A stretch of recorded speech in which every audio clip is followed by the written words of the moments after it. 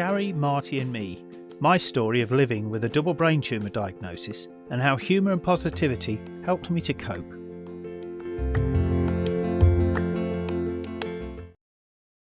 Episode 1. The Power of Words.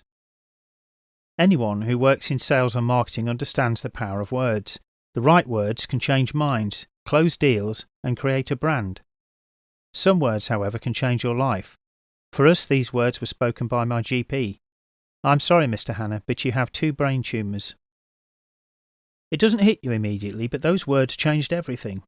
Everything that I thought I knew about our future was gone.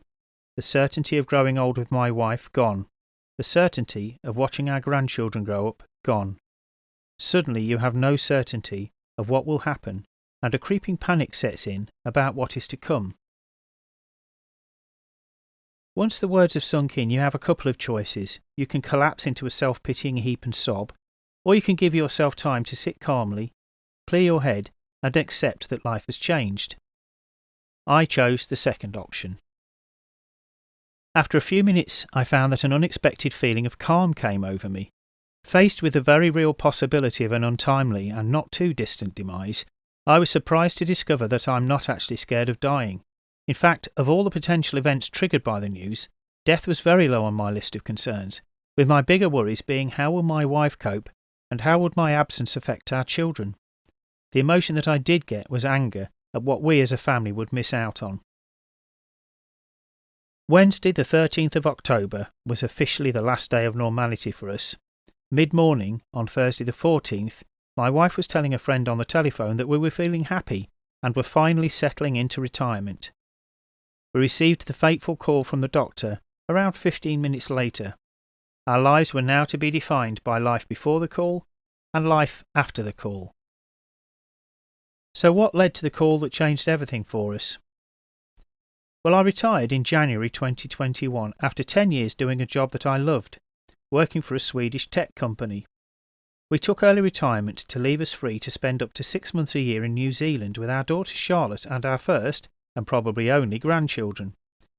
I'm pleased to say that we did finally manage to get down to New Zealand for 2 months in May 22 and finally meet our gorgeous grandkids Evie and Harvey.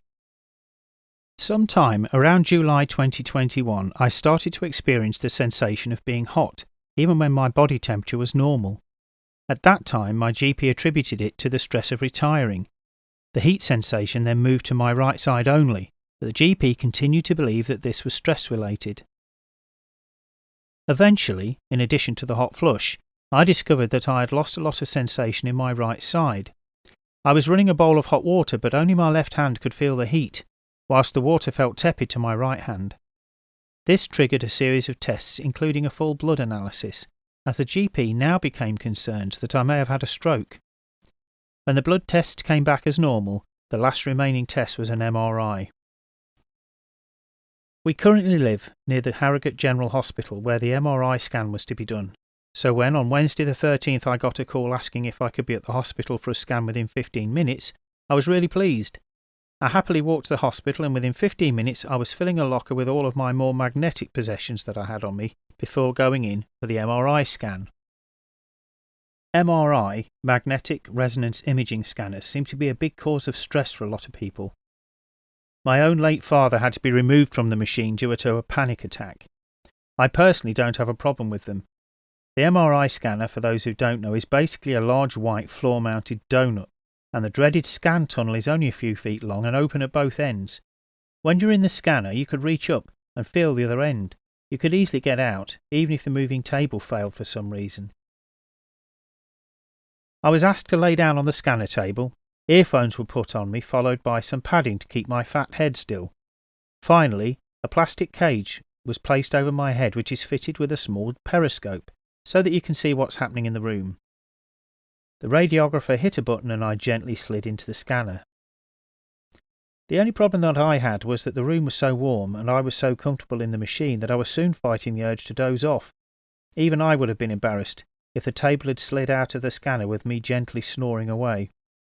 Anyway, scan done, I wandered happily home, expecting a call to tell me that I had a trapped nerve and to book me in with a physiotherapist.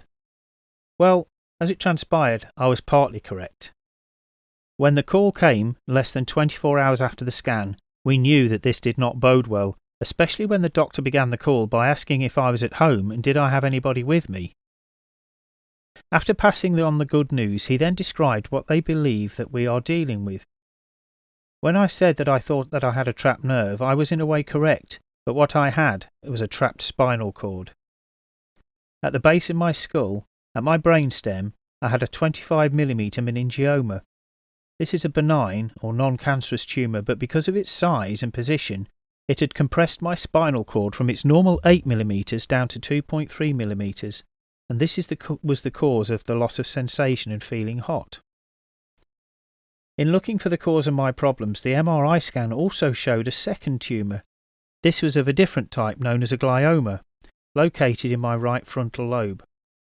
Although in children a glioma is typically a distinct mass that can be removed, in adults even a benign glioma is what's called infiltrative, which means that the bad cells are mixed with good cells and therefore impossible to remove completely.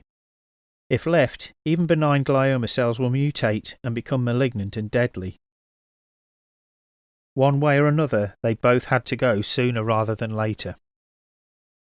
So there we were. After one short phone call, our peaceful and relaxing retirement was on hold, and I'd gone from gently poking fun at my mum-in-law in my blog to having long periods of contemplating the possibility of not making it through my 60s.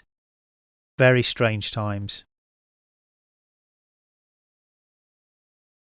In the episodes that are to come, I'll detail my journey from diagnosis through to my procedures to remove these tumours, in the hope that anybody who's going to go through this will understand a little bit more about what's to come. Thanks for listening.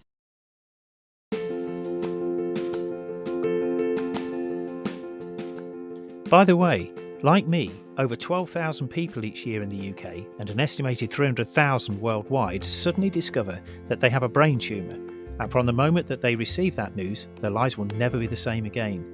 This podcast has been created to try and raise funds for the Brain Tumour charity, who've been a big support to my family and I.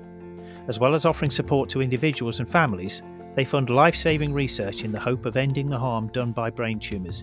If you can help in any way, big or small, please go to www.justgiving.com/fundraising/Stuart-Hannah. That's Stuart-Hannah, and make a donation. Thanks.